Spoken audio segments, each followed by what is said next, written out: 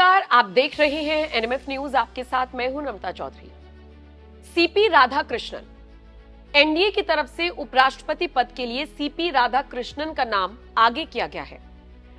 कौन है सीपी राधाकृष्णन? महाराष्ट्र के मौजूदा राज्यपाल हैं।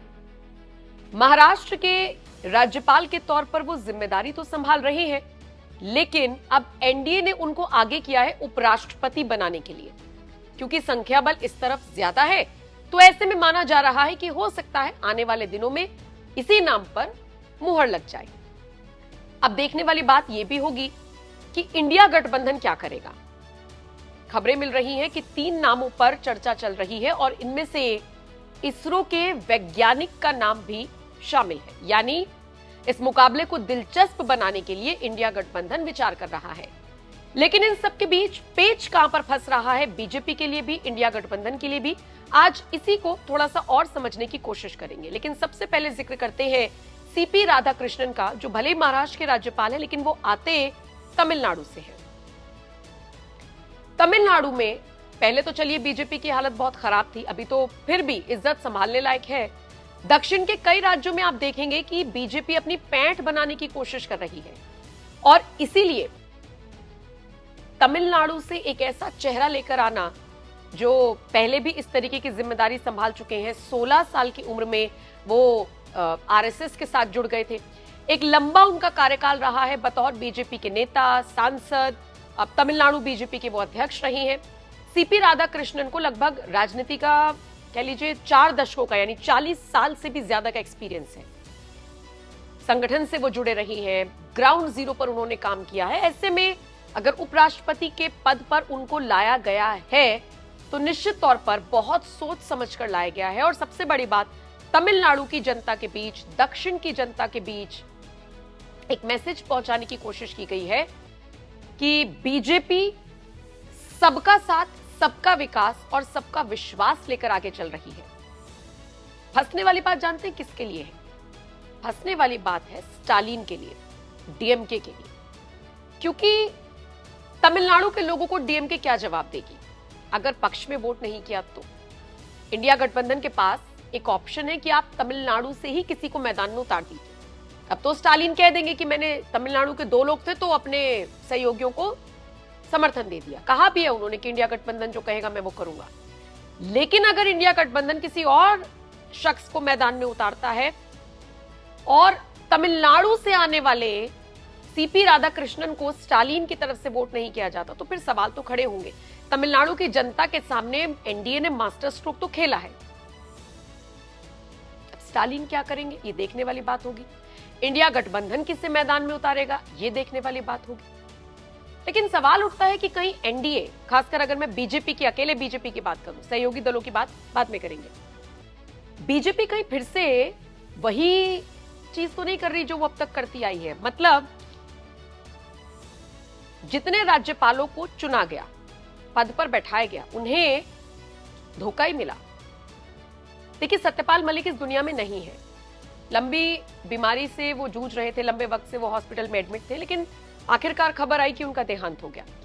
सत्यपाल मलिक के बारे में एक बात सबको पता है कि अपने लास्ट के डेज में, कुछ सालों में, जब वो किसी पोजीशन पर नहीं थे, जब तक थे तब तक तो उन्होंने कुछ नहीं कहा, लेकिन जब तक वो किसी पोजीशन पर नहीं थे वो बहुत ज्यादा मोदी सरकार के विरोध में बातें किया करते थे। वो बहुत ऐसे सवाल उठाया करते थे जिनसे विवाद खड़ा हो जाता था, सरकार पर सवाल उठते थे। और फिर हमने देखा कि कैसे सत्यपाल मलिक के अलावा जगदीप धनखड़, जो कि पश्चिम बंगाल के राज्यपाल थे, उनको कैसे उपराष्ट्रपति बनाया गया था। तो दाव लगाया गया एनडीए की तरफ से राज्यपालों पर, लेकिन बदले में क्या मिला? धोखा। जगदीप धनखड़ ने हालांकि बहुत ज्यादा कुछ नहीं कहा, लेकिन स्वास्थ्य कारणों का हवाला देते हुए जिस तरीके से उनका इस्तीफा हुआ, उसने बहुत सारे सवाल खड़े किए, बीजेपी को सवालों के घेरे में लाकर खड़ा किया। जगदीप धनखड़ ने चुप्पी नहीं तोड़ी। अब चुप्पी नहीं तोड़ी कि उनको कहा गया या क्या रीजन रहा ये अभी तक किसी को नहीं पता, लेकिन इतना जरूर है कि जगदीप धनखड़ को लेकर बहुत सारे दावे किए गए। कहा गया कि वो हनक में आ गए थे, पावर में आ गए थे, उनको ऐसा लगा मेरे पास तो बहुत ताकत है, जो चीज पहले लोकसभा में आनी चाहिए थी वो राज्यसभा में लाकर उसकी चर्चा करना चाहते थे। तो पावर का मिसयूज का आरोप उनके ऊपर लग रहा है और बहुत वरिष्ठ पत्रकार ये सब दावे कर रहे हैं, उस पर नहीं जाएंगे। सवाल है कि एक और राज्यपाल को चुना है सीपी राधाकृष्णन को उपराष्ट्रपति बनाने के लिए एनडीए ने। इसके पीछे की क्या वजह हो सकती है? अच्छा, दूसरी बात, पिछले कुछ वक्त से हम देख रहे हैं कि जिन जिन राज्यों में बीजेपी जीत रही है वहां पर ऐसे मुख्यमंत्रियों को बैठाया जा रहा है, ऐसे नेताओं को मुख्यमंत्री बनाया जा रहा है जिनके बारे में लोगों को गूगल करना पड़ रहा है, सर्च करना पड़ रहा है, उनका इतिहास जानना पड़ रहा है।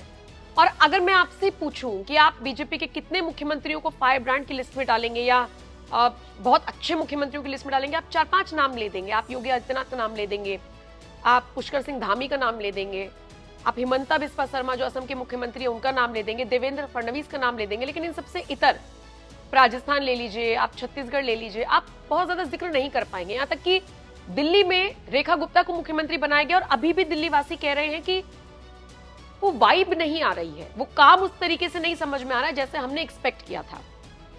और आप सोशल मीडिया की दुनिया से रूबरू हैं, वाकिफ हैं, आप वहां पर देख रहे हो, क्योंकि जो वीडियोस मैं देख रही हूं वो आप तक भी पहुंच रही होंगी, तो इसमें कोई दो राय नहीं है। सवाल उठता है कि ये बहुत ज्यादा दिन तक नहीं चलेगा, क्योंकि इतिहास गवाह है, कांग्रेस ने जब जब राज्यों को कंट्रोल करने की कोशिश की, अपने जहां जहां पर उनकी सरकार थी उनको जब जब कंट्रोल करने की कोशिश की केंद्र से, जब उनकी सत्ता रही है तो दिक्कत हुई। और कांग्रेस आज कहां पर खड़ी है? वो कहावत क्या फिल्मी है ना, फिल्मी सीन, हार कर जीतने वाले को बाजीगर कहते हैं, तो हार कर और हारे ही जा रहे हैं। वो स्थिति हो गई है कांग्रेस की, वर्चस्व संभालना भारी हो जा रहा है, अपनी बातों को रख नहीं पा रहे हैं किसी के सामने, कोई सुनता ही नहीं है, कोई भरोसा ही नहीं करता। और फिर देखिए मुद्दे भी कैसे हैं, हवा चुनाव आयोग पर सवाल उठा दो तो ईवीएम पर सवाल उठा दो, तो आरक्षण का मुद्दा उठा दो तो संविधान खत्म कर देगी बीजेपी। फर्जी सारे फेक नैरेटिव्स फैलाए जा रहे हैं। लेकिन मुख्यमंत्रियों को चुनना हो, उपराष्ट्रपति पद के लिए किसी उम्मीदवार को आगे करना हो, या फिर अब चुनौती जैसे कि इंडिया गठबंधन के सामने है, ये देखने वाली बात होगी कि कैसे ये मुकाबला दिलचस्प बनाया जाता है।